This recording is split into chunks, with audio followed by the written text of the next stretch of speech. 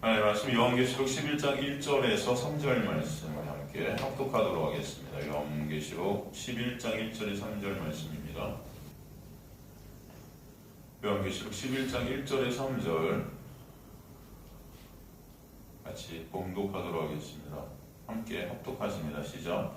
또 내게 지팡이 같은 갈대를 주며 말하기를 일어나서 하나님의 성경과 제단과 그 안에서 경배하는 자들을 측량하되 성경 밖과 말하는 측량하지 말고 그냥 두라. 이것은 이방인에게 주었은즉 그들이 거룩한 성을 42달 동안 짓밟으리라.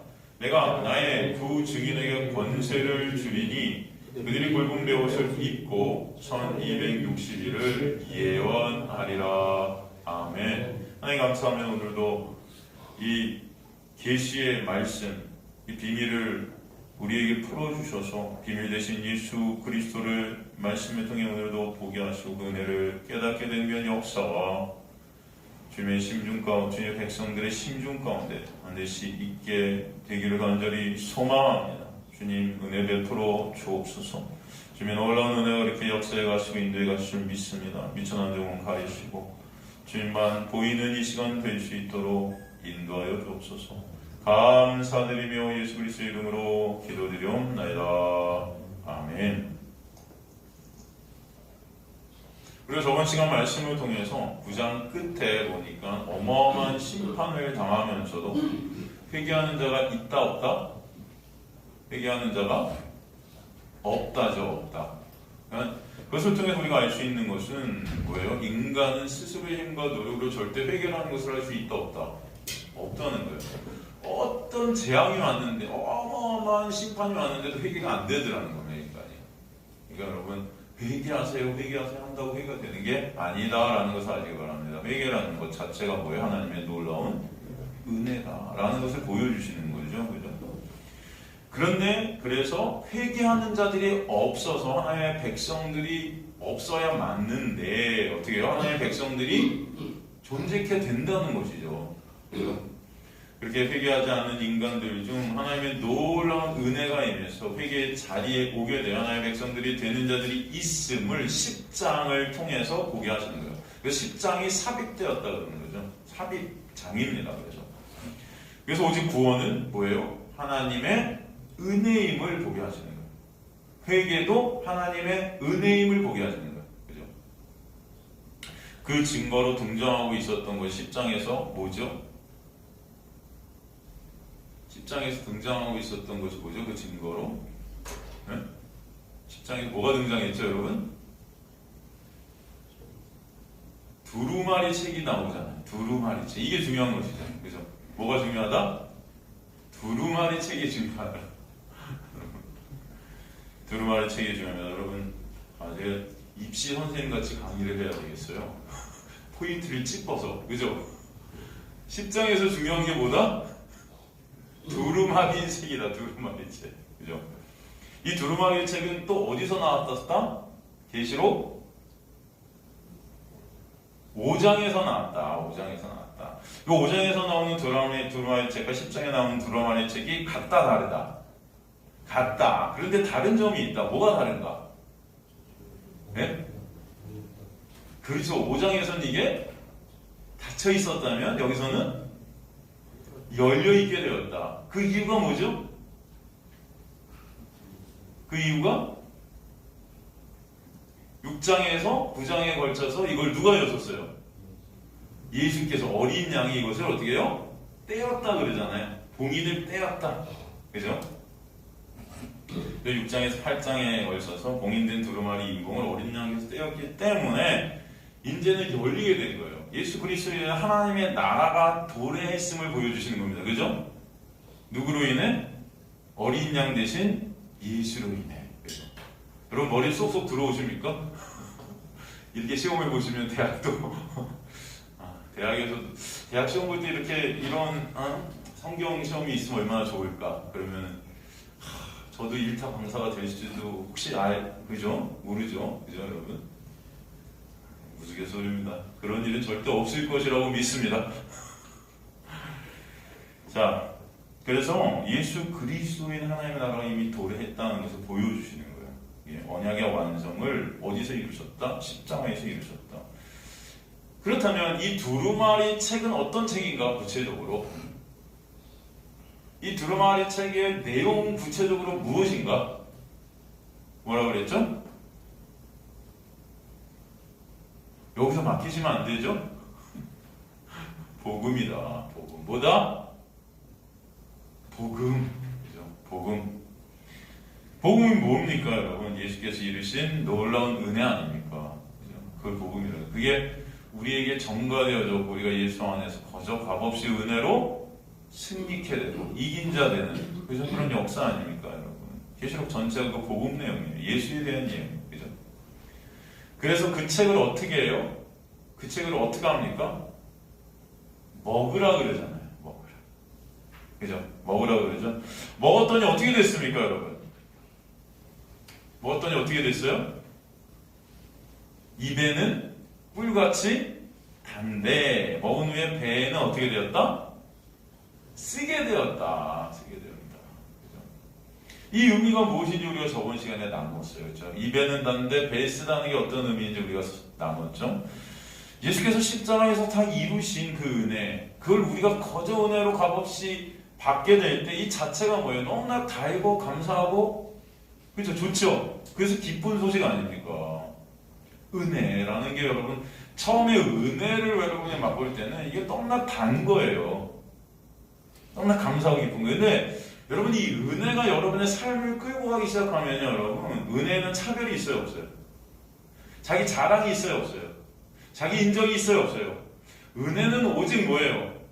우리의 무가치함과 무능력함이 드러나는 거예요. 그래야 그게 은혜가 되지 않겠습니까? 여러분이 능력이 있고 여러분이 가치가 있으면 여러분의 힘과 노력을 할 거 아닙니까? 근데 그게 안 되는 우리의 실존을 보기 때문에 은혜로만 구원하시는 거거든요.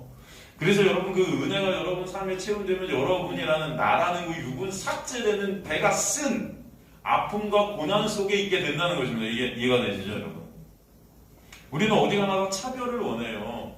그죠? 내가 차별되고 받기를 원해요. 이게 인간의 죄성 아닙니까? 그죠? 어디 가나 내가 좀 더 대우, 남보다 더 인정받고, 남보다 더 월급도 많이 받고, 남보다 더 회사에서도, 그죠? 교회에서도, 어디서도.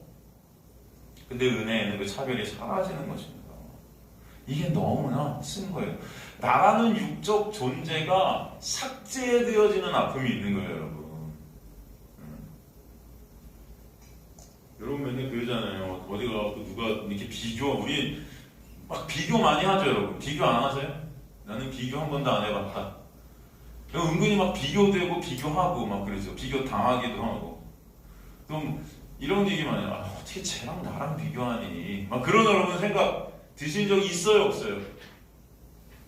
어떻게 저런 사람이랑 나랑 비교해? 뉴스에 나오는 그 나쁜 놈. 어떻게 저런 사람이랑 나랑 비교해? 누가 만약에 비교했다고 그래? 뉴스에 어떤 사람이 나왔는데 그 사람이 아주 못된 놈이 아주 그냥 아주 못된 범죄를 저질러 감옥에 딱 했는데 제가 그런 거예요. 아, 이동호 집사님이 저 사람이랑 똑같네. 목사님 어떻게 저런 사람이랑 저를 비교하세요?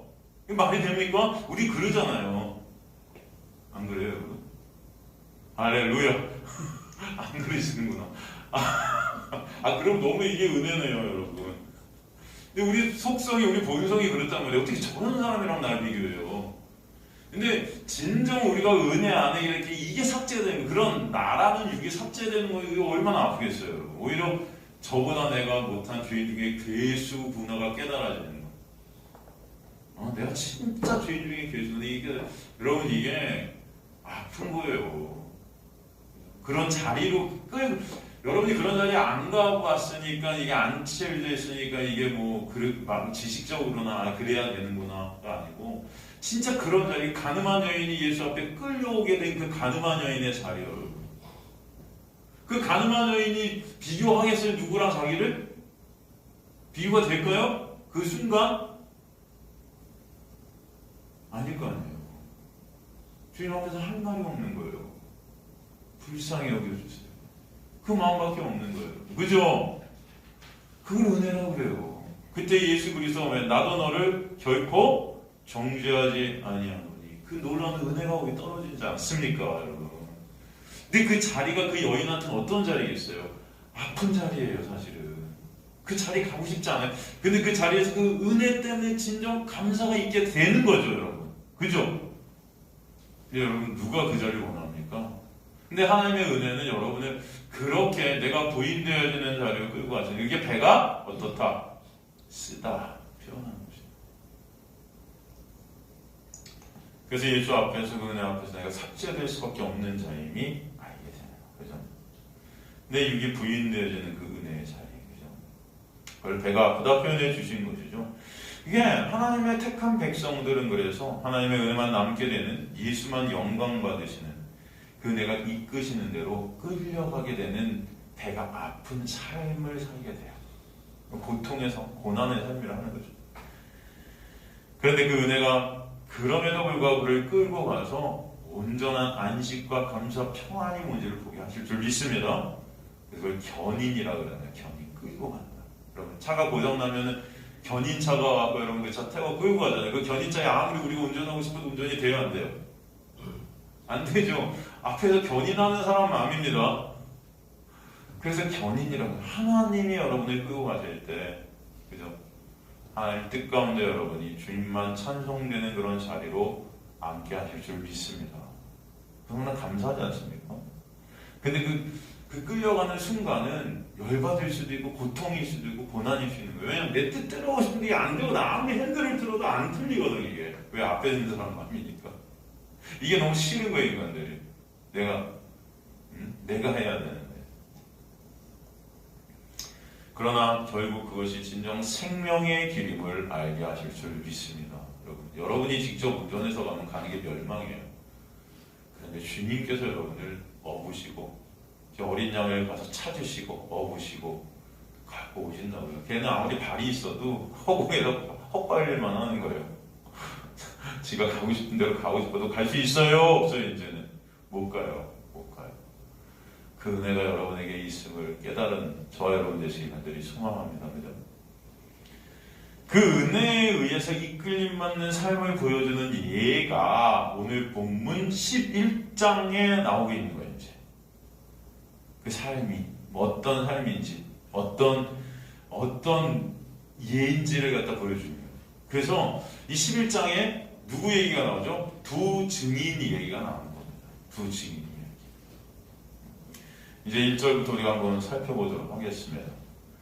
또 내게 지팡이 같은 갈대를 주며 말하기를 일어나서 하나님과 성전과 제단과 그 안에서 경배하는 자들을 측량하되 이렇게 되어 있거든요.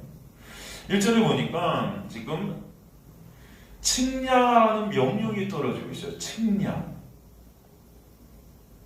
헬라어로 메트레손이라고 그러는데 이 단어가 사실 굉장히 중요한 단어고 우리가 반드시 알아야 될 헬라어 단어예요. 이것은 단순히 어떤 것에 치수를 재는 게 아닙니다. 이 측량이라는 게.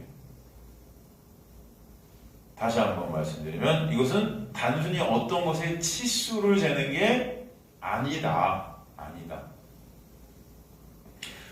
예로 여러분들 뭐 양복이나 정장 같은 거 이렇게 맞출 때 가고 치수 재요, 안 재요? 그걸 갖다 측량한다 하요. 그죠? 몸에 치수를 재야 옷을 잘 맞추지 않겠습니까? 그런데 여기서 말하는 이 메트로손이라는 이 측량한다는 이 단어는 단순히 이 옷을 맞추기 위해 치수를 재는 게 아니에요. 지금 제가 예를 드는 것입니다. 그렇다면 뭐까지 들어가 있냐면은 옷을 맞추기 위해 치수를 재고 반드시 그 옷이 어떻게 돼요? 완성되는 것까지를 측량한다 하는 거예요. 이해가 되십니까? 이게 되게 중요해요. 이 단어의 중요한 의미가 뭐다? 그냥 치수를 재는 게 아니고 치수를 재되 이 치수를 잰 곳으로 반드시 뭔가를 어떻게 해요? 완성시키실 것이다 까지 들어간다고 이게. 이게 중요하다 이 단어의 포인트입니다. 이게. 아시겠죠 여러분? 그러니까 이 측량은 쉬운 말로 반드시 완성을 전제로 한 측량이다. 이해가 되시죠?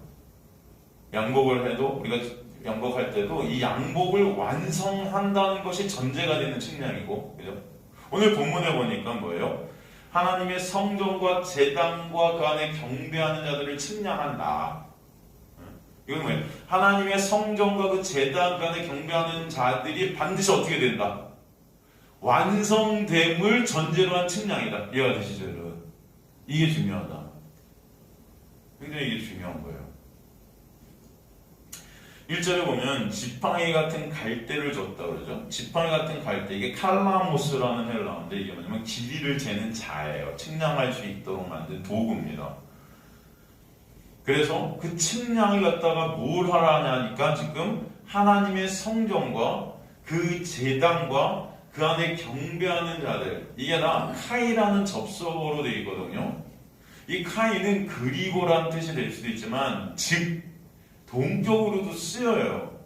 여기서는 하나님의 성전, 즉 그 제단, 즉 그 안에 경배하는 자들이에요. 이해가 되시죠? 이게 세 개가 동일하다. 이 세 개가 동일한 동격으로 하면 접속사 카이로 연결되어 있어요. 동일한 의미의 말씀이라는 거예요. 자, 우리가 여기서 보면은 측량을 하잖아요. 측량이라는 건 어떤 물건을 측량하는 거잖아요, 사실은. 그죠? 그래서 성전, 제단은 이해가 되는데 그 안에 경배하는 자들을 측량하래잖아요. 이 세 개가 똑같다고. 그러니까 여기서 우리가 힌트를 얻을 수 있겠죠. 이 성전도 뭐다? 경배하는 자들이 되겠구나. 제단도 뭐다? 경배하는 자들이 되겠구나. 이해가 되시죠? 그죠?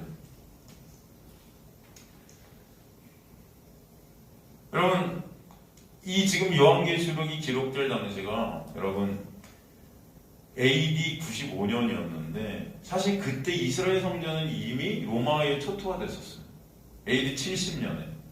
사실 그래서 이 성전을 지금 여기서 측량하라는 게 말이 안 돼요. 사실 어떻게 보면 문자적으로 봐도. 이해가 되시죠? 그러니까 여기서 나오는 하나님의 성전, 이 나온이라는 헬라어는요 사실 성소거든요. 성소.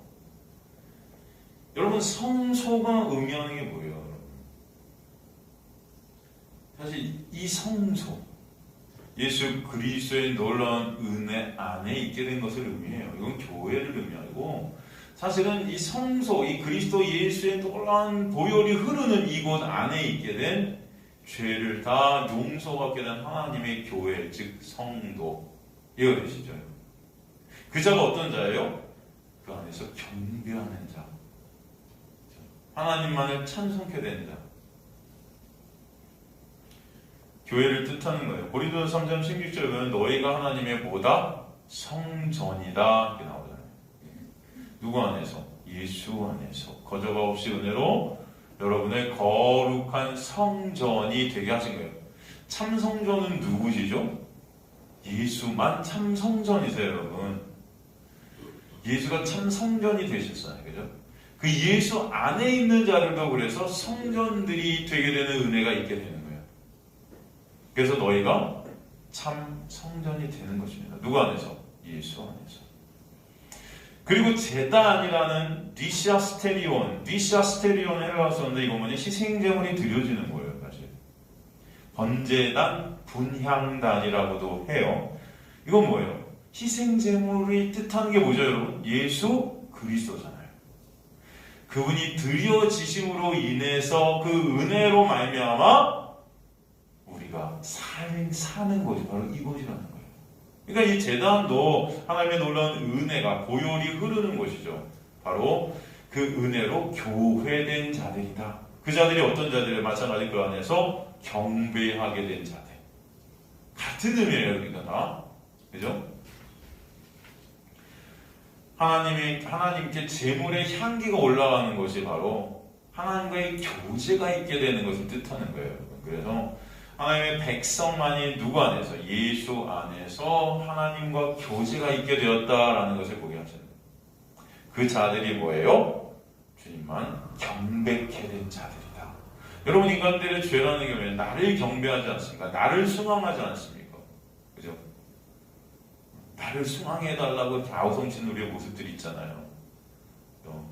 드라마 같은데 저번에 보니까 제 제목 까먹었는데 남녀가 나와서 나를 좀 승망하라고 막 그러던데 나를 좀 승망해줘 막 그러던데 어떤 드라마에서 뭐였지? 하여튼간 그럼 인간들은 이렇게 승망받기를 원해요. 그런데 그런 자들이 예수의 놀라운 은혜로 말미암아 이제 주님만 주님만 경배하게 되는 놀라운 은혜가 있게 되는 거예요. 그 안에서 경배하는 자들, 프로스키눈타스라고 되어 있는데 이게 뭐 예배케 된 자들, 똑같은 거예요. 예배하다. 죄인들은 모두 나만을 예비하고 싶은 자들이냐 하면 은혜로 나라는 우상이 무너져서 가짜 성전이 허물어짐에 따라서 참 성전이신 예수 안에서 예수 그리스도만을 찬송하게 되고 하나님만 경배하게 되는 자들이 되었다. 그래서 하나님의 성전과 제단 그리고 그 안에서 경배하는 자들은 똑같아요. 뭐예요? 하나님의 교회들이고 여러분 한 사람 한 사람임을 믿습니다. 성도들이에요. 성도가 곧 교회예요. 여러분 한 사람 한 사람이 뭐다? 교회다. 여러분 이거 잊지 마세요. 여러분은 교회들이세요. 그걸 잊으시면 안 돼요. 여러분. 여러분이 가는 곳곳마다 여러분은 뭐로 정체성을 갖고 있냐? 예수 안에서 내가 교회되었구나라는 그 은혜가 흐르고 있음을 아시라는 겁니다. 나에게 예수 그리스도의 그 십자가의 보혈의 그 은혜가 지금도 매 순간 흐르고 있구나. 그렇게 내가 교회가 되었구나. 예비 교회 물론 이름으로 여러분이 모였지만 여러분 한 사람 한 사람이 뭐다? 교회다. 그래서 잊지 마시기 바랍니다. 그죠? 그래서 여러분은 어디서나 예배자로 살아가게 하시는 거예요. 예배자로 살아간다는 의미는 막 찬송 부르면서 난 예배합니다 이런 게 아니에요. 여러분. 예수 그리스도의 놀라운 은혜를 알게 될 때만 예배하게 되는 거예요. 은혜를 아는 자들로 끌고 가시는 거예요. 그래서 매 순간 그 은혜 때문에 주님 맞습니다. 예수가 아니면 안 되는 저희 모습을 보게 하셔서 주님의 십자가의 놀라운 은혜가 너무나 감사하게 되는 거예요. 그 감사하게 되는 그 자리가 예배의 자리임을 여러분 아시기 바랍니다. 매 순간순간 예수 그리스도만을 바라볼 수밖에 없는 그 자리, 그게 경배예요. 여러분. 하나님의 백성들을 주님께서는 그래서 그렇게 인도해 가시겠다는 것입니다. 그래서 지금 하나님의 성전과 제단간에 경배하는 자들을 측량하라는 의미는 뭐예요? 반드시 하나님께서 아까 제가 측량하라는 이 헬라어가 뭘 전제로 한다? 완성을 전제로 한다. 반드시 하나님의 백성들, 그 교회를 주님께서 지키시고 인도하시고 보호하셔서 하나님의 온전한 교회로 반드시 어떻게 하실 것이다? 완성시키실 것이라는 것이 여기 깔려있는 것입니다. 이해되시죠? 하나님의 교회, 성전, 경배하는 자들, 성도를 갖다 측량하라는 것은 반드시 그 자리로, 온전한 자리로 완성시켜 온전한 하나님의 백성들로 완성시키실 것이다. 하나님의 은혜가 왕노릇해서 우리를 끌고 견인해 가서 반드시 그 자리에 있게 할 거야 라는 겁니다. 주님께서 그럼 왜 지금 계시록 11장 1절의 말씀이 그림이 환상을 보여주시는가? 여러분 당시 초대 성도들이 상황이 어떻습니까? 어마어마한 핍박이 있었어요. 진짜 핍박 여러분. 근데 제가 볼 때는 그런 생각. 그 당시에는 육적인 어마어마한 핍박들이 있었어요. 예수 믿는다고 하면 잡혀가고 사자밥이 돼요. 예배 드렸다 걸리면 여러분 끝납니다. 인생 종쳐요. 그래서 그들이 여러분 선택한 게서 카타콤으로 뚫고 들어가고 900km 땅굴을 팠어요. 900km 여러분. 생각이 한번 상상해요. 900km. 여러분 서울에서 부산까지 몇 킬로입니까? 400km죠. 그거 배예요. 밑에 땅굴이 길이가. 거기서 300년을 갖다 예배를 드렸습니다. 그죠? 그 핍박을 갖다 피해서 예배드리기 위해서 여러분. 햇빛을 안 보는 거예요. 그래갖고 그 당시 부룩병이라는 꼽추들이 그 지하에서 햇빛을 먹으면 다 꼽추가 되는 거예요. 자식들도. 상상해요. 여러분 그게 그 당시에 그들이 받았던 어마어마한 핍박이었어요. 그 그 핍박 속에서, 그 환란 속에서, 그 박해 속에서, 그 고난 속에서 여러분 그들은 어디를 세상 어디를 봐도 소망이라는 것을 느낄 수 없었습니다. 세상 어디를 봐도 진짜 어둠이라고 생각이 됐을 거 아닙니까? 여러분 한번 생각해 보세요. 여러분 그들은 그런 핍박 속에서 소망 없는 그 속에서 그 어둠 속에서 뭐예요? 진짜 하나님은 살아계신 것인가? 가끔씩 의문이 드는 거예요. 아 진짜 하나님 살아계세요? 우리 지금 너무나 힘들어요 주님. 예수 믿는다고 잡혀가고 예수 믿는다고 내 자식이 죽고 죽을 것 같아요 주님. 주님 계신 거 맞죠? 그들의 믿음 없음이 드러나는 것입니다. 여러분 그들의 믿음 없음이 제가 드러난다고 하니까 아이고 그 믿음이 그렇게 없어서 되겠어요 목사님? 그냥 여러분 그런 말씀 하시지 마세요. 여러분은 예? 아마 우리가 그런 상황에 있으면 여기 나오실 분들 누가 계실까? 우리는 조금 조금 아프거나만 해도 안 나오는데, 예? 그죠? 뭐 감기 걸려도 안 나오는데 교회잘 돈 벌러 안 나오고 뭐 하러 안 나오고 시험 본다고 안 나오고 다들 그냥 이유 핑계들이 그렇게 많잖아요 여러분. 예? 근데 그 당시에는 여러분 예배 드리다가 걸리면 죽어요. 지금도 여러분 공산권 저쪽에서는 저 루마니아 저쪽에 어딘가는 제가 얼마 전에 책을 예배 드리다 걸리면 혀가 잘려요. 그래서 그 사람들이 지하에 모이는데 시간을 다르게 해서 모입니다. 다 시간이 정해져. 한 사람은 5분, 10분, 15분, 20분. 왜냐면 같이 우르르 들어가면 의심받는 거예요. 이해가 되죠? 저희는 의심도 안 받는데도 오시는 분들이 다 달라, 시간이. 그렇죠? 우르르. 근데 거기는 시간이 달라야 돼요. 주님이 진짜 계신 것일까? 그런데 그 당시 그때 이 요한계시록이 써졌고 이 요한계시록이 읽히기 시작한 거예요. 그래서 이것을 통해서 그들이 뭘 느끼는 겁니까? 아, 우리가 지금 이런 고난과 환난과 이 핍박 속에 있지만 주님은 그런 우리를 반드시 하나님의 나라의 백성으로 이 모든 것들을 통과해서 정금같이 완성시켜 주시려는 거구나. 할렐루야. 감당케 하셔야 돼요.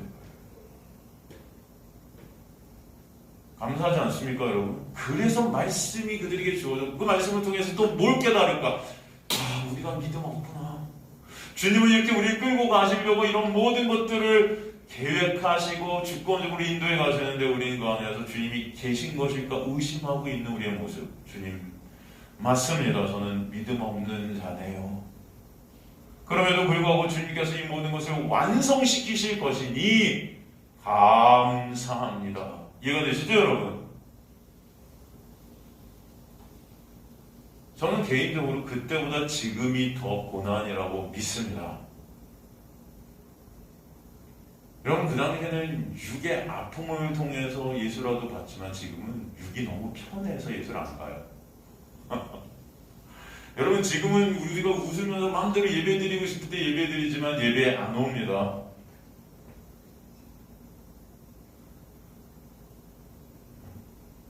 여러분 옛날엔 예배 한 번 드려서 목숨이 달아났음에도 불구하고 그 예배가 갈망이 되었고요.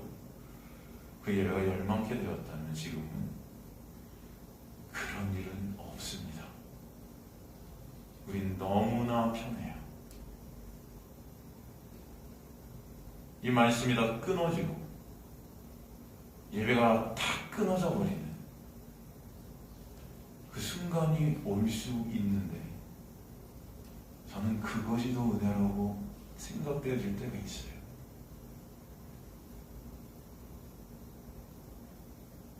주님께서 허락하신 이 은혜의 시간을 여러분 헛되이 여기지 마시기 바랍니다.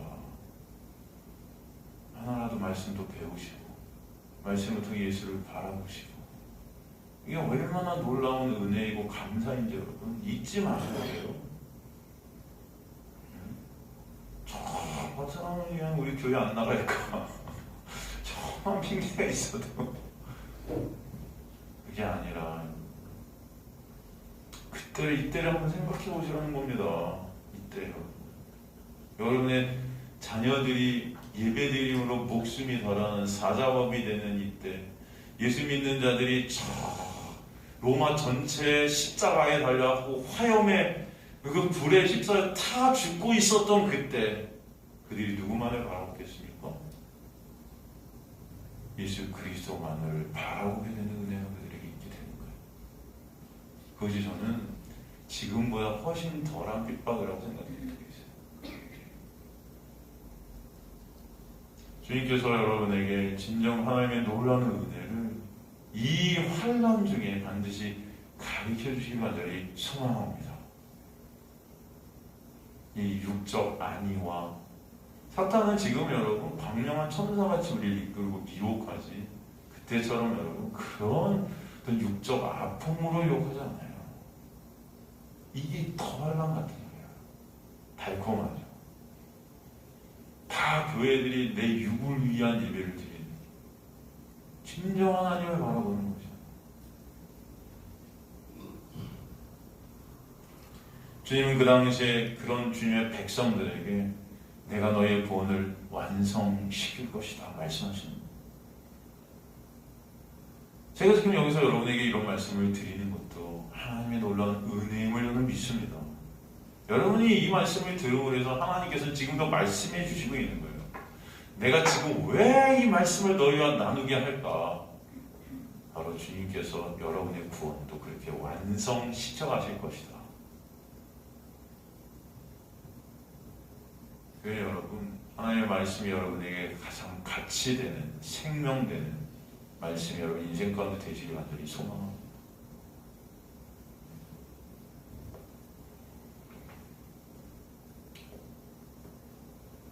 오늘도 우리는 그런 초대 교회 성도들과 우리의 모습을 비교해 보면서 나도 참 믿음 없는 자.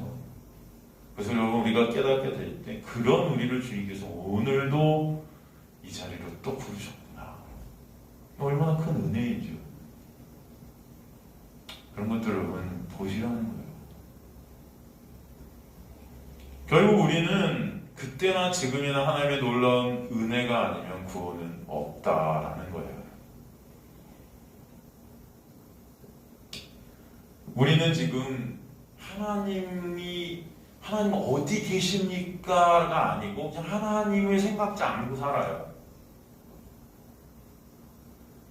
그때는 주님은 어디 계세요?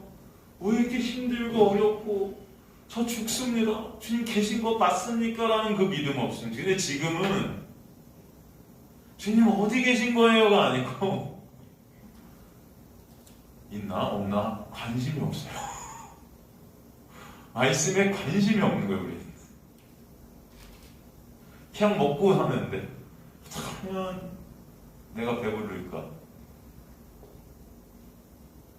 전체적인 말씀을 드리는 거예요. 또 그래도 저는 여기 나왔는데 목사님 저한테 부르시는 건 아니죠. 그래서 저는 말씀드려놨는데 여러분한테 하는 말씀이 아니라 전체적인 지금의 모습들 아닙니까? 여러분 다들 우리나라 우리 교인들이 얼마입니까? 여러분 몇 천만 얼마죠? 한 4분의 1이 기독교인이라고 하지 않았나요? 정확히 모르겠네. 한 2천만 되나요? 아닌가? 예? 권사님? 800만이에요? 그렇구나. 800만도 많죠, 그죠? 800만.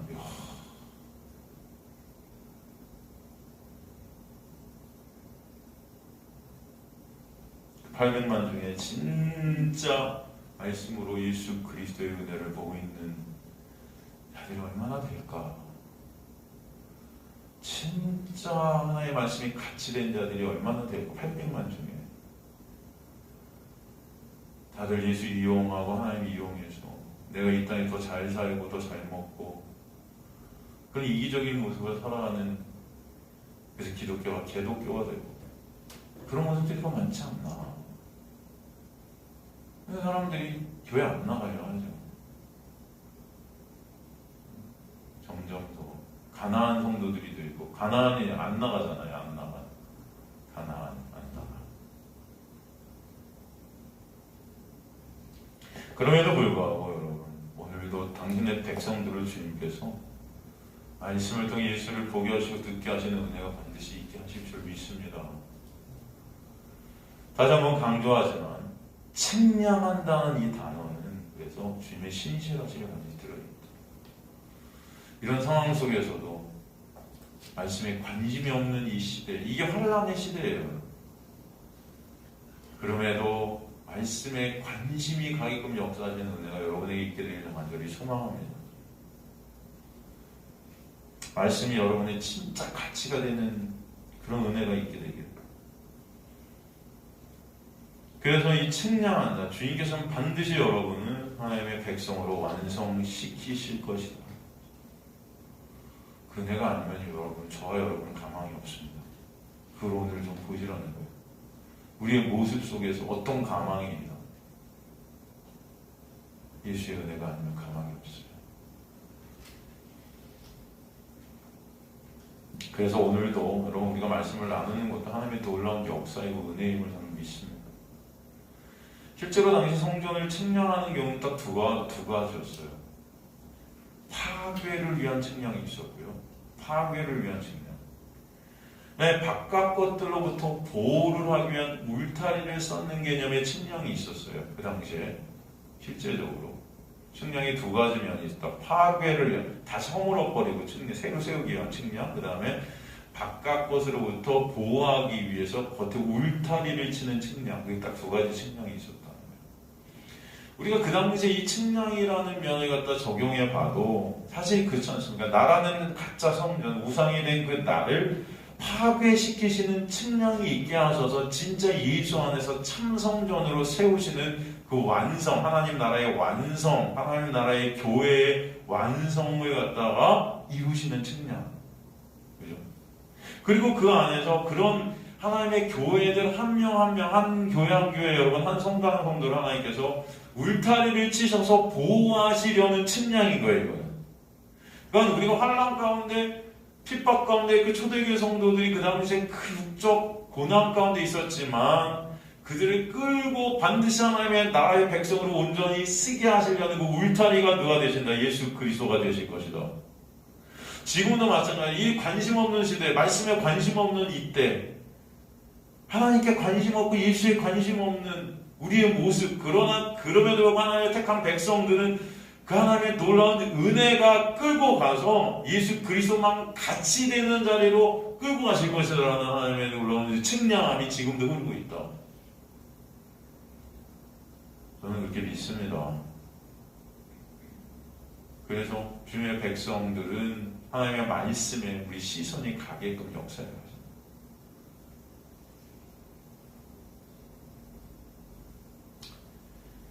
그리고 2절에 계속해서 뭐라고 말씀하세요? 성전 바깥 마당을 측량하지 말고 그냥 두라.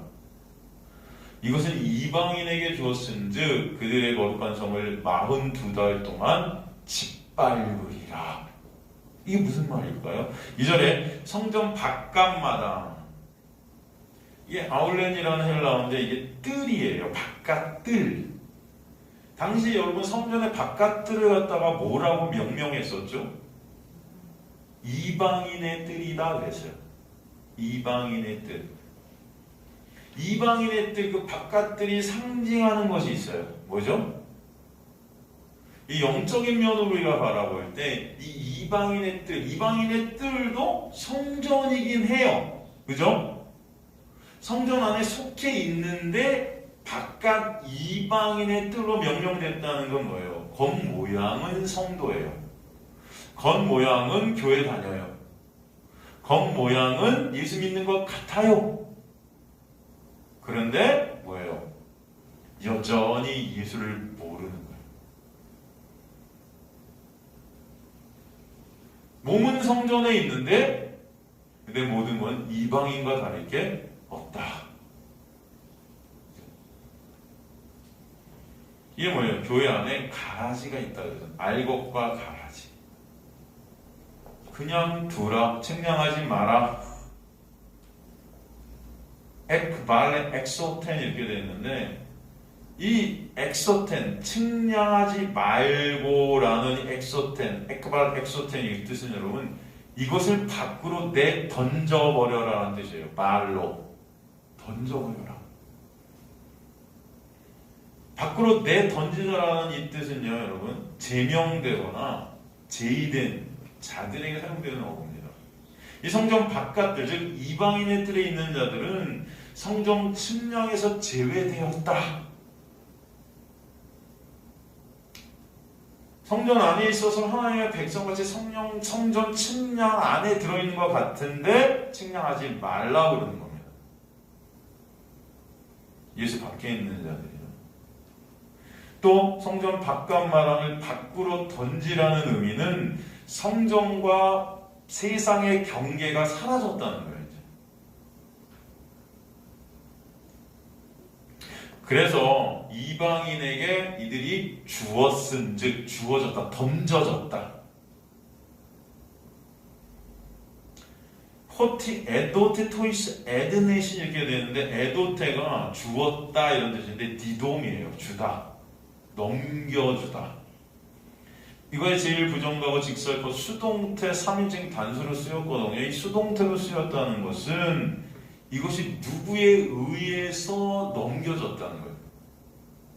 그러니까 이 넘겨주신 분이 계시다는 게 누구예요? 하나님이시라는 거예요.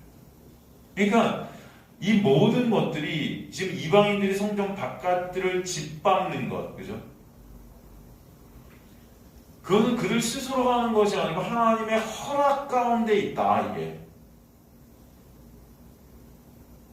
다른 말로 여러분, 하나님의 참 성전된 자들, 교회된 자들은 이 세상에서 이방인들에게, 이 세상에게 어떻게 된다? 짓밟히게 된다. 그들에게 넘겨지는 거예요, 짓밟도록. 근데 그것이 그들이 원함이 아니고 이 모든 것이 하나님의 주권 아래 있는 것이다. 하나님의 허락하심이 있기 때문에 참 성도들이 그 이방인들, 세상에게 짓밟히는 거예요. 교회 안에 율법주의자들, 은사주의자들이 교회를 짓밟는 겁니다. 이 세상이 그 교회를 짓밟는 거예요, 여러분. 그걸 허락하셨다는 거예요, 지금.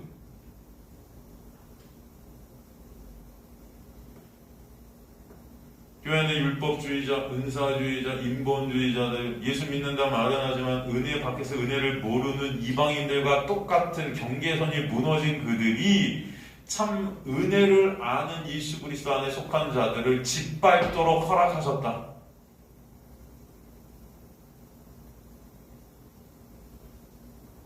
그래서 오늘 본문에 보면은 뭐라고요? 거룩한 성을 42달 동안 짓밟으리라. 여기서 거룩한 성이라는 것은 바로 성도를 뜻해요. 예수 안에서 거룩해 된 성전, 그 거룩한 성, 새 예루살렘이라고 하죠. 42달 동안 짓밟게 된다. 이따 이 42달이 어떤 의미인지 다시 한번 제가 살펴드리겠습니다. 하나님의 백성들은 이 어둠의 세상 가운데 파라디돔이 넘겨져서 밟혀지게 된다는 거예요. 그 밟혀짐을 통해서 나라는 육이 삭제되어지고 그것을 통해 참 하나님의 백성으로 거룩한 성도로 지어지게 된다. 오직 예수 그리스도만을 바라보고 의존하는 자들로 만드시는 거예요. 성도, 이 어둠의 세상 가운데 짓밟히면서 나라는 육과 전쟁케 되는 자들이 성도입니다. 그 나라는 세상과 전쟁하는 자들이에요. 그 전쟁을 통해 왜 하나님의 은혜가 아니면 전쟁에서 승리할 수 없는지, 왜 예수만이 승리자 되시는지를 알게 해 주시는 거예요. 왜 예수만이 소망이 되는지를 보게 해 주시는 것입니다. 분명 하나님은 이 전쟁에서 이 마귀의 세력, 이 세상, 나라는 그 육이 어둠을 물리치시고 승리하셔요. 나라는 그 육을 반드시 삭제시키시고 하나님의 백성으로 완성시키실 것입니다. 이것은 다 이긴 싸움이 맞아요. 묵시 가운데 이미 끝난 싸움이에요. 이미 이긴 전쟁, 끝난 전쟁. 그러나 이 세상 고난 가운데서 이 하나님의 은혜를 배우게 하시기 위해서 우리를 이 전쟁 가운데 있게 하신다는 것입니다. 그래서 하나님만 찬송받으시는 우리 안 깊은 곳에서 주님만 찬송하게 되는 놀라운 은혜가 있게 하시기. 그렇게 세상이 우리를 짓밟는 고난의 시간이 42달이다. 42달. 그죠? 3년 반이고요. 이걸 갖다가 1260일이라고 그러죠.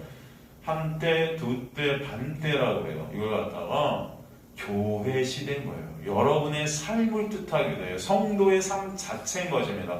예수님의 초림과 재림 사이의 종말의 때를 말해요. 그러나 여러분의 삶 가운데 여러분의 삶 자체가 종말입니다. 여러분은 종말을 사는 거예요. 한 사람 한 사람이 지금. 그죠? 그 고난의 때를 지나고 환난의 때를 지나가는 것입니다. 다니엘서 7장 24절에서 27절을 보면 다니엘서 나오겠습니다.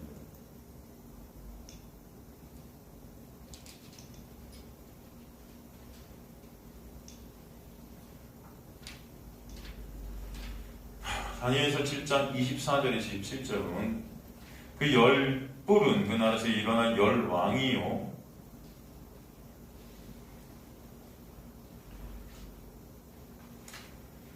그 후에 또 하나가 일어나니 그는 먼저 있던 자를 하고 또 새 왕을 복종시킬 것인가 장차 지극히 높으신 이를 말로 대적하여도 지극히 높으신 이의 성도를 괴롭게 할 것이며 그가 또 때와 법을 고치고자 할 것이며 성도들은 그의 손에 붙임 바 되어 한 때와 두 때와 반 때를 지내니라.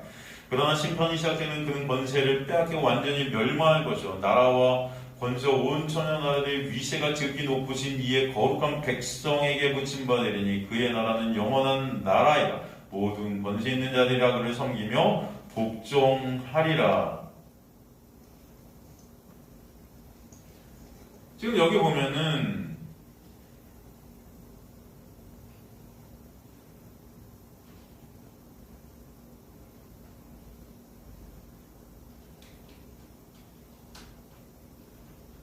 한때, 두때, 반때가 나온단 말이죠, 여러분. 그죠?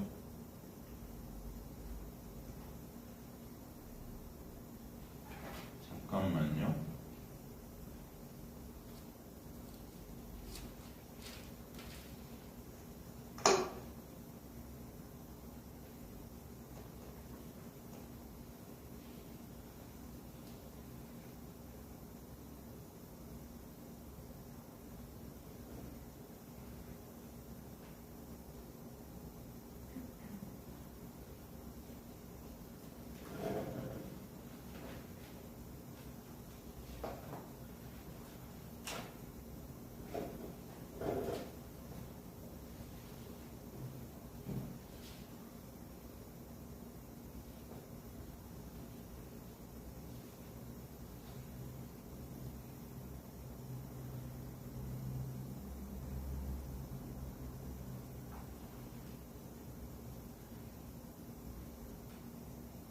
다시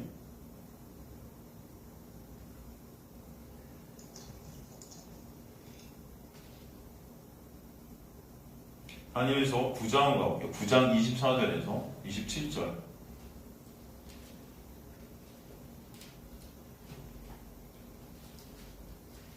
내 백성과 내 거룩한 성을 이른 이래를 기한으로 정하였으니 허물이 그치며 죄가 끝나며 죄악이 용서되며 영원한 의가 드러나며 환상과 예언이 응하며 또 지극히 거룩한 이가 기름 부음을 받으리라.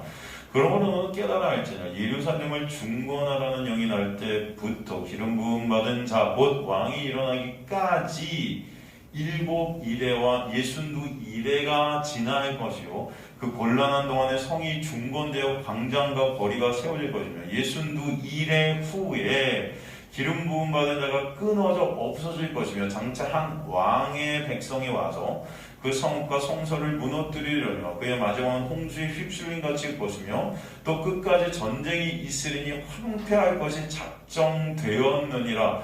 그 장차 많은 사람들과 더불어 한 이래 동안의 언약을 굳게 하고 그가 그 일의 절반에 제사와 예물을 금지할 것이며 또 포악을 가져간 것이 나에게를 의지하여 설 것이며 또 정한 종말까지 진노가 황폐하게 하는 자에게 쏟아지리라 하였느니라. 그죠?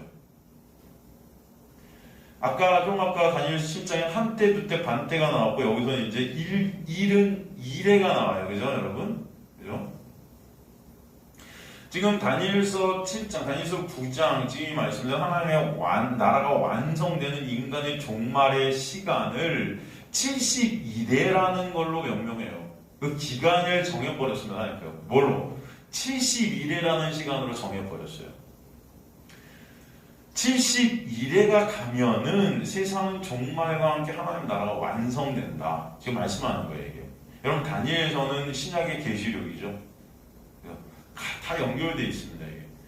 여러분, 지금 이 다니엘서 아하수에의 아들 다리오 왕 때 성전을 재건하라고 명령하잖아요.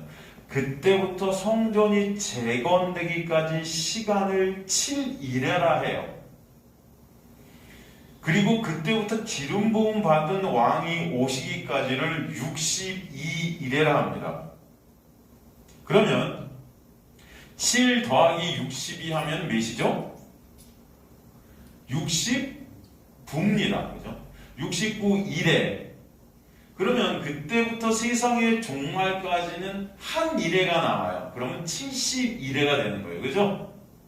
이해가 되십니까? 근데 여러분, 일회라는 것은 사실 뭐예요? 7일이에요. 7일. 그죠? 성경을 문자 그대로 보는 세대주의자들은 이것을 7년으로 잡습니다. 7년. 그래서 다리오 왕 원년서부터 72대 하면은 여러분 490년이요. 7 곱하기 70 하면, 그죠?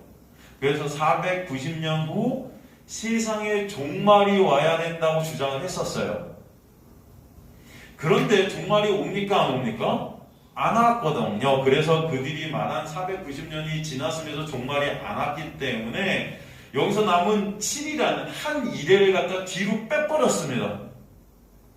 그래서 뭐가 나오냐 하면은 그들이 주장하는 7년 대환란이 오는 거예요. 여기서 처음 7년 대환란을 들으셨으면 상관이 없는데 보통 요한계시록을 갖다 공부하시는 분들이 7년 대환란이라는 것을 갖다 자주 말씀을 하세요. 들어보셨어요? 7년 대환란? 그래서 세대주의자들은 어떻게 주장하는 이 7년 대환란이 와야 종말이 온다 그래요. 그게 하나님 나라가 7년 대환란 후에 임하게 된다. 그죠? 그런데 여러분, 이 요한계시록의 7년 대환란이라는 이런 것은 없습니다. 그거는 세대주의자들이 만든 거예요. 여러분의 삶 자체가 환란이에요. 여러분의 삶 자체가 고난이고 7년 대환란이라는 것은 지금 여러분의 삶 자체예요. 지금이 우리가 살아가는 이 환란의 시간입니다. 고난의 시간이고. 이해가 되십니까? 7년 환란이 지나야 여러분 하나님의 나라가 온다 아니고 여러분은 이 삶 가운데 하나님의 나라가 와야 되는 거예요. 이해가 되세요, 여러분? 여러분의 육이 죽으면 끝이에요. 여러분의 육이 지금 여기서 삶을 살아가면서 육에 삭제한 게 하나님의 나라의 도래 그 자체가 종말의 때를 살아가는 겁니다. 여러분 이해가 되시죠? 이게 이해가 되실 줄 믿습니다.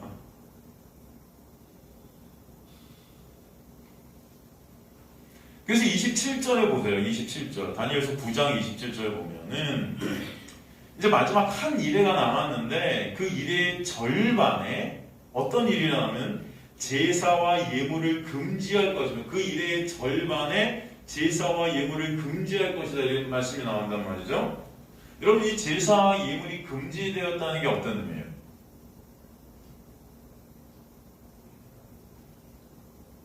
이게 어떤 의미일까요? 이게 제사와 예물을 드릴 곳이 없어지는 거예요. 무너져 버린 건데 성전이.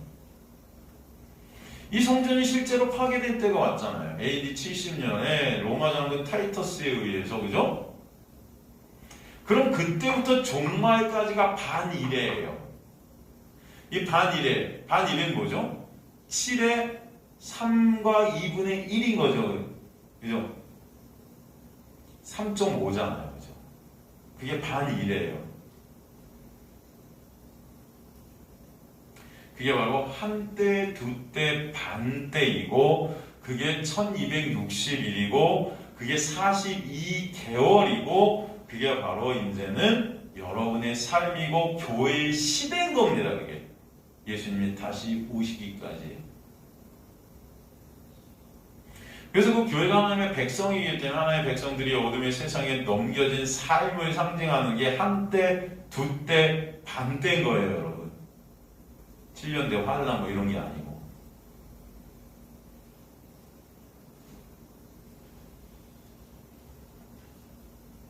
그리고 성도 만들기 프로젝트의 시간이다.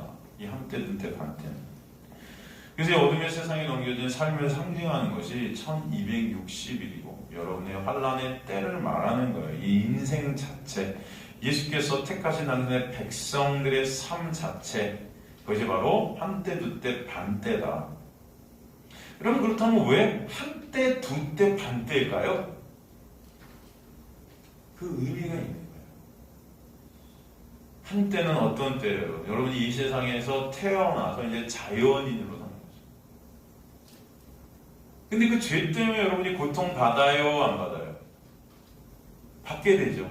그죠? 죄로 인해서 여러분이 시달리게 됩니다. 근데 그 고통을 느끼는 자가 있고 못 느끼는 자가 있을 거예요. 이게 죄로 인한 고통이구나를 깨닫게 되는 자가 있고 못 깨닫게 되는 자도 있죠. 그죠, 여러분? 그게 바로 한때예요. 그 죄로 인한 고통이 뭔지를 아는 순간 여러분, 그것을 해결하려고 하는 은혜가 여러분에게 있게 돼요. 그죠? 그걸 해결해 주시는 분은 누구예요? 예수밖에 없는 거죠. 근데 우리는 그 예수밖에 없음을 갖다 모르고 그 죄에 대한 고통을 내 힘과 내 노력으로 말씀 지키면 될 것 같고 회개하면 될 것, 다 인간적인 방법으로 그것을 갖다가 가려 하죠, 여러분. 그게 두때예요. 그게 바로 교회의 율법주의. 여러분 처음에 여러분 말씀을 볼 때 다 율법으로 보잖아요. 지켜서, 이거 행해서, 서로 사랑하라, 원수까지 사랑하라. 내가 그거 해야 천국 갈 것 같고, 그죠? 그렇게 해야 내 죄가 사해질 것 같고, 그죠? 그런데 여러분 그 과정을 통과해서 나의 실존을 보게 됩니다. 나는 결코 이것을 지킬 수 없구나를 알게 되죠. 그때 여러분의 그 육적 의의들, 이것들 갖다 삭제시키는 은혜가 있게 되는 거예요. 세때, 단때, 두때, 반때의 시간이 있게 되는 거예요. 그건 뭐예요? 은혜가 여러분을 이제 끌고 가는 시간들이 있게 됩니다.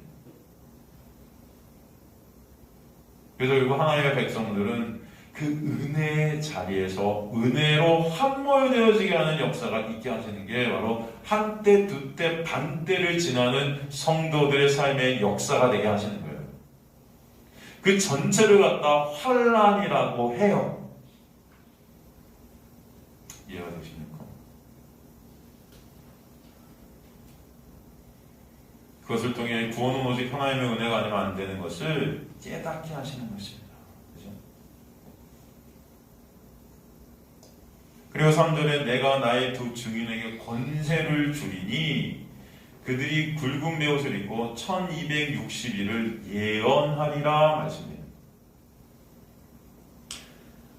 여러분 우리말 성경에는 지금 이 권세를 주리니 이렇게 해석이 되어 있는데 헬라어 원문은요 여러분 이 권세라는 단어가 없습니다. 가로쳐 버리세요. 아니면 X자에 버리세요.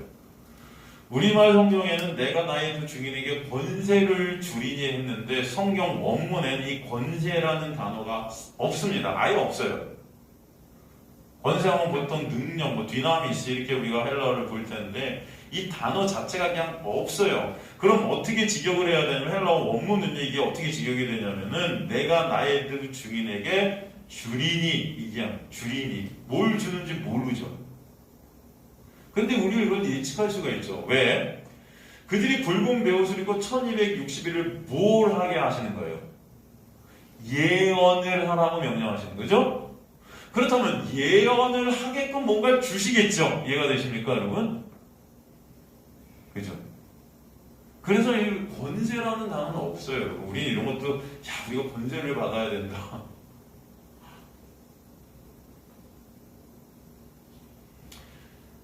이 3절 앞에 카이로 시작해요. 접속사 카이로 시작한다는 것은 지금 1절, 2절과 3절이 그 내용을 연관시켜서 1절, 2절의 내용을 받고 있다는 것입니다. 그런 핍박, 고난, 전쟁 같은 상황 속에서 어떤 일들이 있게 될 것인가를 설명하는 거예요, 이제는. 그럼 성도가 그 1260일 한때 두때 반때를 살면서 하나님의 백성으로 완성지어져 가는 그 고난과 환란의 기간 동안 이제 어떤 일이 있게 되는가? 나의 두 증인에게 권세를 주리니, 권세는 없다. 나의 두 증인에게 주리니 뭘 줘요? 왜 줘요? 예언케 한다. 1260일을 그 일이 있게 하실 것이다. 그 환란 중에도.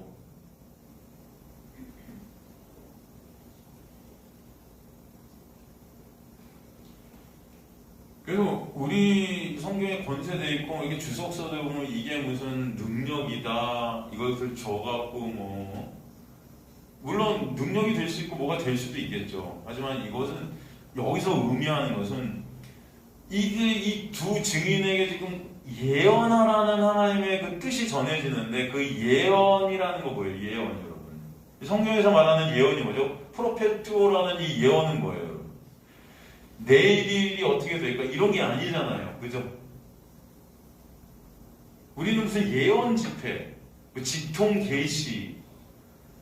여러분 그런 거 교회에서 막 하잖아. 예언 집회. 그러면 우리는 다 어떤 생각하냐면은 내가 뭘 선택하는지 모를 때 가고 기도받고 예언받고 그죠? 저한테도 많은 분들이 저 어떻게 될까요? 그런 것 때문에 예언받으러 간대 교회에. 어떤 목사님한테 가서 기도받으면은 저 유학 갈까요? 말까요? 저 유학 가는데 이태리로 갈까요? 독일로 갈까요? 이거 다 예언받는다 그래요. 기도받고. 그런 게 예언이 아니에요. 성경에서 말하는 이 프로페트라는 예언은 뭐예요? 정확한 말로 계시하다예요. 여러분 계시가 뭡니까? 계시. 비밀을 풀어 밝히 보여주다. 비밀이 뭐예요? 성경에서? 예수가 비밀이잖아요. 그러니 예언이라는 것은 여러분 예언서 제가 항상 말씀드려요. 예언하라. 이런 예언, 방언, 예언탐 누구에 관한 거예요? 예수. 예언하라는 것은 뭐예요? 예수를 말씀을 통해 풀어주는 걸 예언이라고 한다. 그래서 고린도전서 여러분 로마서 우리 성경 보면 제가 방언 얘기하면 제가 방언이 유익하지 않대 예언을 하라 그러잖아요, 여러분. 우리가 성경을 보면 다 방언인 거 이게 뜻을 보면 방언이에요, 여러분. 이거 읽으면 뭐 하겠어요? 방언이지. 그죠? 해석이 안 되는데 계시록 보면서 이게 뭐야? 방언이에요, 다. 이게 반드시 예언이 되어야 된다는 거예요. 그죠? 예언은 뭐예요? 이것을 예수로 보게 되는 거예요. 그걸 예언, 프로페트라고 그래요. 여기서 지금 두 증인에게 명령하시는 거예요. 뭐예요? 예언하라. 그죠? 그건 뭐예요? 이제 그 두 증인이 예수 그리스도의 말씀을 통해 이 세상에 보이게 된다는 것입니다. 예언자예요, 그게. 성경의 예언서가 다 뭐예요? 예수 얘기예요. 이사야, 예레미야, 에스겔, 소예언서, 대예언, 소선지서, 대선지 다 예수예요. 그죠? 여러분 그럼 이런 예언이 되려면 어떻게 돼요? 전제 조건이 있어요. 어떤 전제 조건이 있죠? 이 두 증인에게 지금 예언하라고 하시면서 지금 예언케 하시는데 그 예언은 하나님께서 반드시 하시는 거예요, 사실은. 그리고 전제 조건이 하나가 따라요. 어떤 전제 조건이 따르냐? 이 두 증인이 반드시 그 예언의 내용을 채우라는 자가 되어야 돼요. 먼저 말씀을 통해 예수를 아는 자가 되어야 되겠죠. 그죠? 그 자가 예수를 다시 풀어줄 거 아닙니까? 여러분 말씀을 통해.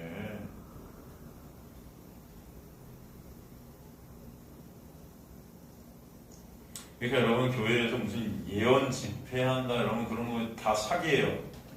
근데 제발 좀 가지 마세요. 무슨 예언한다 무슨 어쩌 그런 목사들 다 사기꾼이에요. 여러분 가지 마세요 제발. 여러분 진짜 예언 받고 싶으세요? 저한테 오세요.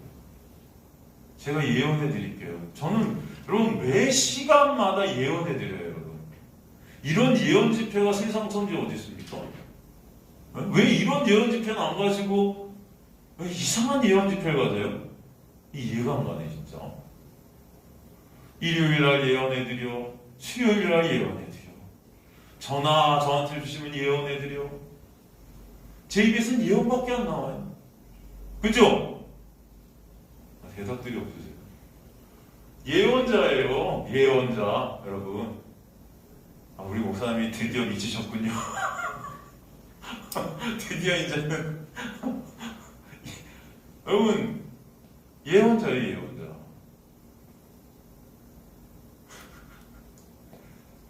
저는 예언만 해요. 예언이 뭐다? 예수 그리스도 전하는 거예요. 말씀을 통해 예수 그리스도를 밝히 어떻게 한다? 드러내다. 여러분들도 다 어떤 자들이다? 예언케 되는 자들이 될 줄로 믿습니다. 여러분 한 사람 한 사람이 다 예언자들이 되는 거죠. 그죠? 누구를 예언하는 거예요? 예수를 여러분 삶 가운데 예언하는 거예요. 예수 그리스도를 드러내는 것입니다. 아시겠습니까 여러분? 그래서 성경에서 말하는 예수는 다 예언은 다 예수 얘기인 거예요. 하나님은 당신의 백성들이 말씀을 통해 예수를 알게 하시고 그 예수를 말씀을 통해 증거케 하시겠다는 것입니다. 그것을 1260일 동안, 아까도 말씀드렸지만 1260일, 한때 두때 반때 뭐예요? 성도의 삶이에요. 그죠? 고난의 삶, 환난의 삶 가운데 여러분 그들이 누구를 증거케 된다? 예수를 증거케 하시겠다. 그 자체가 뭐예요? 하나님의 놀라운 은혜라는 것입니다. 그래서 그들에게 내가 줄 거야. 거기서 줄 거는 뭘 주겠습니까? 하나님의 놀라운 은혜가 역사케 된다는 거예요. 그 은혜로 말미암아 그들이 계시가 뭔지를 알게 되고 예언을 듣게 되고 보게 되고 그 예언이 내용이 다 예수예요. 그죠? 말씀에 예수를 보게 되고 알게 된 자들이 바로 그 말씀을 통해 예수를 예언하는 자들이 된다. 그 은혜가 저와 여러분의 있게 되길 간절히 소망합니다. 여러분 그래서 어디 가시나 그 예수를 예언하시는 자들, 저만 목사고 여러분 저만 뭐 그런 게 아니에요. 목사님은 목사님이니까 성경 잘 가르치는, 여러분 제발 그런 생각, 그런 말도 안 되는 생각을 하지 마세요.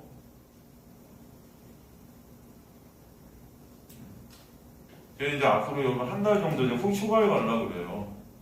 다음 달이 될지도 몰라요. 여러분 그때는 일요일, 수요일 이렇게 나누서 우리 팀장님들 먼저 돌아가서 설교하실 거예요. 그리고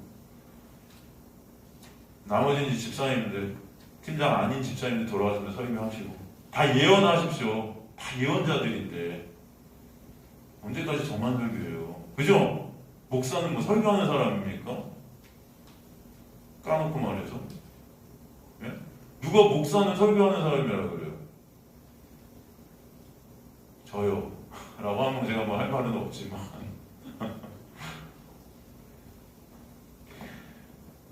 제가 어디 가겠습니까? 휴가는 무슨 휴가입니까? 이제 한번 해본 말이에요. 그럼 한번 좀 여러분들도 좀 이렇게 설교 좀 하셨으면 좋겠어요. 여러분 다 이제는 말씀을 들은 지가, 여러분 우리 최영미 집사님 요한계시록 강의 몇 번 들으셨어요? 이게 세 번째 아닌가? 그죠? 응? 로마서 여러분 몇 번 들으셨어요? 로마서도 한 2번 이상 들으신 분 있지 않나? 아니 여기 안 계실까? 제가 지금 로마서만 3번째 강의를 하고 있는 것 같아서. 그러면 로마서 여러분 이제 직접 다 이거 예언하시길 바래요. 여러분 지금 이 예언하리라 이게 뭐냐면요, 여러분 목사한테 하는 말이 아니라 제가 말씀드리는 거예요. 제가 설교예요. 이거. 그러니까 여러분들한테 다 해당되는 말이기 때문에 예언한다는 게 이 두 증인이랑 이제 다음 시간에 제가 두 증인이 4절부터 구체적으로 누군지 나오는데 똑같아요. 이 두 증인도 여러분 교회예요. 사실 결론으로 말하면 오늘 제가 설교는 안 할 건데 결론적으로 이 두 증인은 뭐냐 하면은 성도예요. 결국 그 두 증인에게 지금 하나님께서 뭔가를 주셔갖고 예언케 한다는 거예요. 여러분 삶 가운데. 그죠? 테리소 전도하다, 설교하다 똑같아요. 예언하다. 그러니까 여러분은 꼭 이 자리가 아니더라도 여러분이 가시는 자리에서 반드시 예언케 하실 줄 믿습니다. 이게 회사가 됐건 친구들을 만나건 말씀을 통해 예수를 보이고 증거하고 나누게 하시는 거예요. 이해가 되시죠? 반드시. 그럼 뭐 알아야죠. 그죠? 아니 말씀을 말씀에 원수까지도 사랑해. 너 원수 사랑해라. 그럼 그 속을 뭐예요? 너는 하냐 이 새끼야? 그런단 말이에요. 내가 욕을 하면 안 되는데 또 이 새끼가 다 나왔네. 죄송해요. 나 지금 목사인데. 이거 저를 목사로 생각하지 마세요. 이거 안 되겠다, 진짜. 이게 참. 옛날 버릇이 계속 나와요. 하여튼 간에 그게 아니잖아요. 말씀이. 예수잖아요. 예언하시는 저 여러분 되시기 바랍니다. 제발.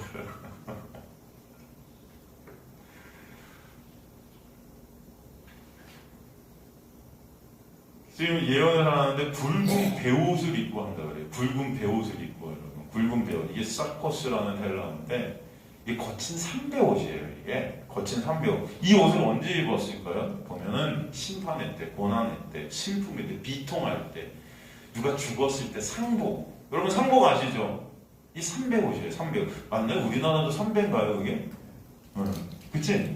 맞아요. 이걸로 해요. 지금 1260일 동안 하나님의 택한 백성들이 삼배옷을 입고 예언, 예수만을 증거하는 삶을 살게 하신다는 거예요. 그렇다면 왜 삼배옷을 입었다 표현하셨을까요, 여러분? 이 자가 완성이 된 게 아니에요, 아직. 예수 그리스도의 말씀 통해 예언하고 있지만 여전히 그 안에서 내 육이 삭제되어지는 것입니다. 나도 여전히 완성되지 못했지만 삼배옷, 그 놀라운 은혜 가운데 내 육이 삭제되어지는 비통함, 아픔, 회개함 이런 것들이 들어가 있는 거예요. 여전히 나한테도 심판이 흐르고 있는 거예요. 근데 심판이라는 나에게 흐르고 있는 그 심판은 나를 죽이는 심판이 아니고 하나님의 놀라운 은혜를 알게끔 하는 심판이다. 그래서 이 옷을 입으면서 이 옷을 입고 비통함 가운데 예언하는 것입니다. 그 모습을 나도 보는 거예요. 예수가 아니면 안 되는 그 나를 나도 보는 거예요. 내가 주인 중에 괴수구나, 그 비통함, 내가 가난한 자가 되고 애통한 자가 되는구나. 이해가 되시죠? 그걸 여러분 내 자신이 먼저 나의 실존을 봐야 진짜 예언이 돼요. 그냥 여러분 지식적인 예언을 말하는 게 아니에요. 여러분의 삶 가운데 진짜 예수가 아니면 안 되는 그 비통함, 그 애통함, 그 가난함이 여러분 안에 있을 때 그 옷을 입고 있는 자가 참 예언이 되는 거예요. 누구만? 예수만으로.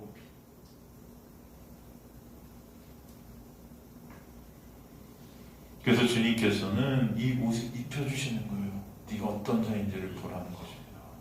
그런 자들에게 하나님께서 놀라운 은혜로 말미암아 예언케 하시는 거예요. 이 어두운 세상에 빛이 무엇인지를 보게끔 하실 줄 믿습니다. 그 여러분 한 사람 한 사람인 거예요. 여러분 안에 있는 빛이에요.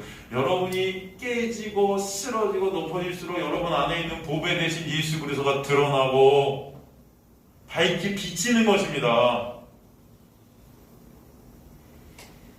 오늘도 말씀을 통해 여러분 이 놀라운 은혜가 있게 되기를 간절히 소망합니다. 여러분 말씀을 예수로 예언하시는 저와 여러분 되시기를 주님으로 간절히 축원합니다. 말씀을 예수로 믿습니다. 그렇죠? 저와 여러분과 똑같아요. 다를 거 하나도 없습니다.